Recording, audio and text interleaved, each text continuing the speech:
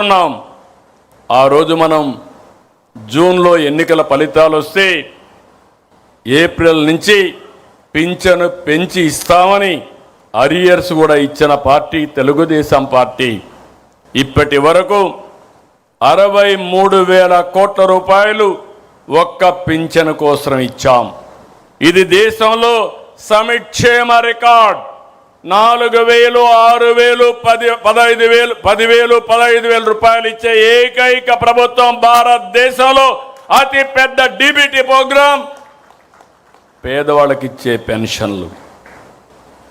రైతన్న గత ప్రభుత్వం కేవలం 7,500 రూపాయలు ఇచ్చారు. అన్ని కార్యక్రమాలు రద్దు చేశారు. రైతును నిర్వీర్యం చేశారు. కడాన మైక్రో ఇరిగేషన్ కూడా రద్దు చేసే పరిస్థితికి వచ్చారు. ఈరోజు మీరు ఒక్కసారి చూస్తే 14,000 రూపాయలు ఇస్తున్నాం. మైక్రో ఇరిగేషన్కి సబ్సిడీని 90% వరకు ముందుకెళ్లే పరిస్థితికి వచ్చాం. ఇంకో పక్క ధాన్యం సేకరణ చేయడమే కాదు, 24 గంటల్లో వాళ్ళ అకౌంట్లో డబ్బులు వేసిన ఘనత ఎన్డీఏ ప్రభుత్వానికి దక్కిందని చెప్పి కూడా నేను మీకు తెలియజేస్తున్నా. అక్వా రైతులు గత ప్రభుత్వం మోసం చేస్తే మనం విద్యుత్ రాయితీ ₹50 ఇచ్చాం. కష్టాలున్నాయి. నిన్న కూడా 12,500 మంది రైతులు రిజిస్ట్రేషన్ చేసుకుంటే జూన్ 1 తారీఖు నుంచి వాళ్ళకు కూడా ₹50 కరెంట్ ఇవ్వాలని స్పష్టమైన ఆదేశాలు ఇచ్చామని మీ అందరికీ తెలియజేస్తున్నా. ఇంకొక పక్కన 2017 జీవో మత్స్యకారుల మీద ఆంక్షలు పెట్టి వాళ్ళ పొట్ట కొడితే దాన్ని రద్దు చేశాం.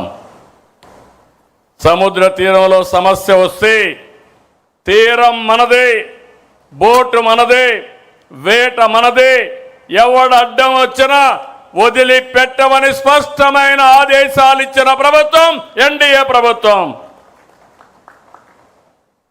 ఇంకొక పక్క మత్స్యకారుల కోసం 200 మోడర్నైజ్డ్ బోట్స్ 240 కోట్ల రూపాయలతో వాళ్లకు కొనిచ్చడానికి ముందుకు పోయాం. మత్స్యకారులకు ఆర్థిక సహాయం రెట్టింపు చేసి 20,000 రూపాయలు అదనంగా 20,000 రూపాయలు ఇస్తున్నాం. ఆటో డ్రైవర్లకి 15,000 రూపాయలు పెంచాం. హామీ ఇవ్వకపోయినా మానవీయ కోణంతో దివ్యాంగ శక్తి తీసుకొచ్చాం. చేనేత 200, 500 యూనిట్లు ఉచితంగా కరెంట్ ఇస్తున్నాం. గీత కార్మికులకి ఈరోజు షాపులన్నింటిలో 15% వాళ్ళకి ఇస్తున్నాం. వడ్డెర ఎవరైతే ఉన్నారో రాళ్ల మీదనే ఆధారపడిన వారికి కూడా మనం ఆదుకోవడం కోసం 15% రిజర్వ్ చేశాం. ఇంకొక పక్కన అర్చకులకు, నాయి బ్రాహ్మణులకు, ఇమాములకి, పాస్టర్లకి, మౌజన్లకి ఆర్థికంగా సహాయం చేశాం. గౌరవ వేతనాలు ఇస్తున్నాం. ప్రజారోగ్యంలో ఒక వినూత్నమైన మార్పుకు శ్రీకారం చుట్టాం. సంజీవని ప్రాజెక్టు తీసుకొచ్చాం. ఈరోజు ఈ ప్రాజెక్టు